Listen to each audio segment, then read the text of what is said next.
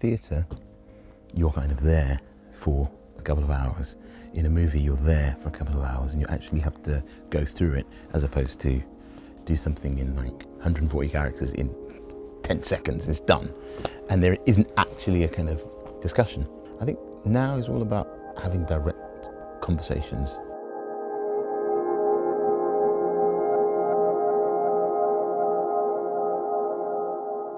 The story is about an old idea of England. What to do when you realise that England is dead.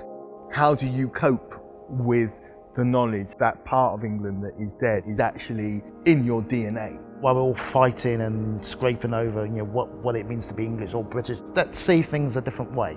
And I feel indirectly, Michael's and Delroy's journey is encouraging us all to do that.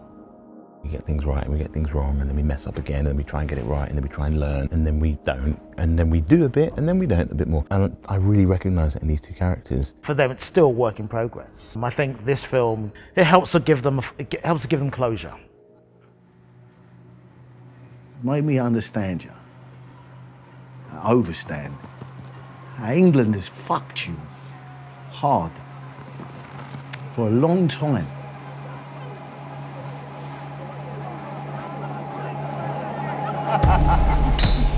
What are you gonna do? My country. Don't ever think about having a brown kid. How are you gonna make a win? You long streak of piss. Delroy, I love you like a brother, but you may sound like us, may act like us, but you never be. Terera and Michael are best mates, so they've done everything together. They're at school together, they play football together, they support the same team, they grew up together. This friendship has been infected and affected by Michael's father, who's now passed, but whose legacy and ideas are toxically present in their friendship. You've got two characters who are reliving this really crucial moment in their friendship, and we intercut it with the past to understand what's happened and to be able to follow them on this journey. Delroy is someone who tries to do the right thing and do his job and do right by his child, his family, his responsibility. Michael's often misguided, but I think at heart a decent enough fella. But I mean, certainly buffoonish, I think. So I don't know why they got me. You see that? What he just did there, that. There. Where he's now the victim. Yeah, he's now my victim. When he clearly started with, even though I know I was wrong, it's ended up with me somehow hiding some shit from him. You was fucking wrong. Yeah, but what? just because your lens is different, don't make it right, does it? You just said to them, to me, you was wrong. Yeah, but there's wrong and wrong though, isn't there? Is there? Ask them. Tell them, ask them. See what they say. Death of England actually really started its life as a short film, which was originally commissioned by The Guardian and the Royal Court. The first piece really addressed in the wake of kind of the Brexit referendum, and then went on a journey in being a play at the Dorfman, and then Delroy, a sort of second installment, which opened, of course, the Olivier in the Round, was very much in the wake of the death of George Floyd and the Black Lives Matter movement. Death of England Face to Face deals with all those topics, but also deals with the pandemic. They're responding in real time to the world we're living in. What was particularly exciting about this was making a theatrical film. I absolutely adore film and I absolutely adore theatre, so it was a real privilege to be able to use both sides of my brain. I was able to do stuff that I would never be able to do on a film set. The National Theatre team were phenomenal. I'd be like, is it possible for me to do this?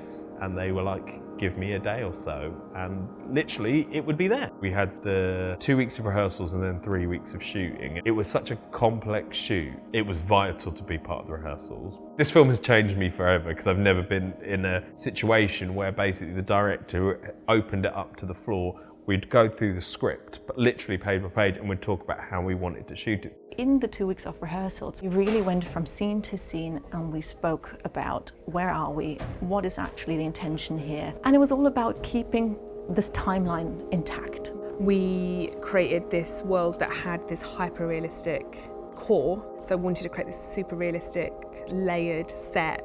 In the flat, there's nods to his relationship with Carly in terms of pictures and what he's interested in. He's interested in sport, he's interested in boxing, he's into gaming, he's into his trainers. He's a very stylish guy. Being able to step outside of that in the hybrid of theatre and film, we've been able to use flashbacks, this hyper stylized space that tells us this journey that these two have been through together. It's a very empowering thing to use your body in telling a story physically, but it always has to come from the script and the text and the motivation of those characters.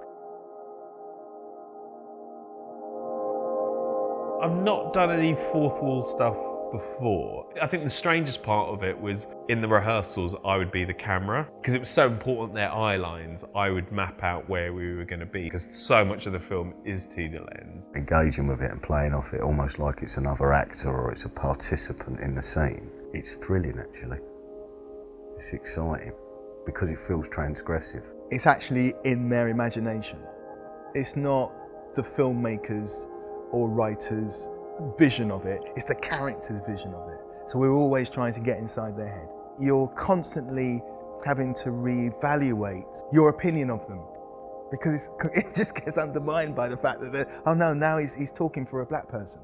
Oh, now he's talking for a white person, but he thinks like that. And God, I understand why he's confused because he clearly has admiration and love for that person, but he's saying those things to him which are really horrible. Neil is someone I didn't know, wasn't someone I've worked with before, and now I would say that, you know, he's my brother, and he's just one of the funniest people I've ever met, which helps.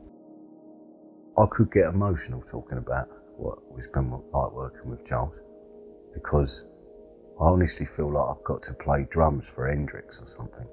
He's an extraordinary, incredible actor. I got involved because Clint phoned me up and said, you know, would you like to do it? And I said, well, yes, okay, as long as it's not too taxing. As long as I don't die. As long as I'm not right wing.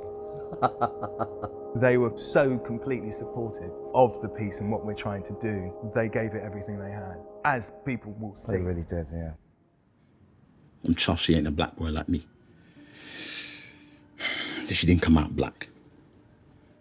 Because when you're big and black, nah, man. All the shit I've had to deal with. Blokes wanted to fight you all the time. All the shit with the police, women crossing the street from you. The media, employers mugging you off on a regular. Nah, ain't that kind of life for no one. I'll tell you what. I'm well chuffed. A story about racism and what it means to be a victim of racism, I don't think have been told in this way before. Who stands by your side? Who will go through everything with you? Who shows up at the end of the day? It speaks to the moment we're in terms of Britain's relationship with the rest of the world, Britain's relationship with its citizens, and it comes from a black British perspective.